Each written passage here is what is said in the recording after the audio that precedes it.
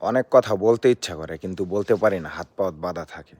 আমাদের বাংলাদেশে এই ২০ টাকার নোটের ভিতরে যে মন্দিরটা দিছে, তো এই মন্দিরটা দেওয়াতে কি বুঝাইতে চাইতেছে আমরা তো কিছু বুঝি না।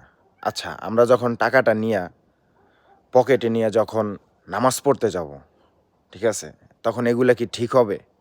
বলেন। বাংলাদেশে ৯২% মুসলিম আর ইন্ডিয়া ৯৫% হিন্দু। তো ইন্ডিয়া তো কখনো এই টাকার উপরে মসজিদ, মন্দির এইসব কিছু দেয় না। তো বাংলাদেশে কেন দেওয়া হইতেছে এইগুলা? অ্যাকচুয়ালি অনেক কথা বলতে ইচ্ছা করে কিন্তু হাত-পথ বাঁধা থাকে কিছু কারণে। বুঝছেন? এইগুলা ঠিক না।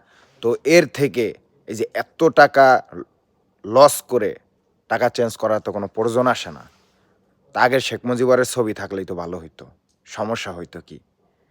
আপনারা এই মানুষের ছবি, কোনো মন্দির, মসজিদ কিছুর ছবি দেওয়ার দরকার নাই। কারো ভিতরে কোনো ঝগড়া সৃষ্টি করার দরকার নাই। আপনি পশু-পাখির ছবি দেন আপনারা। বুঝছেন? তাহলেই ভালো হবে। ঠিক আছে? আপনাদের নাটক দেখতে আর ভাল লাগতেছে না কিছু। বুঝেন নাই?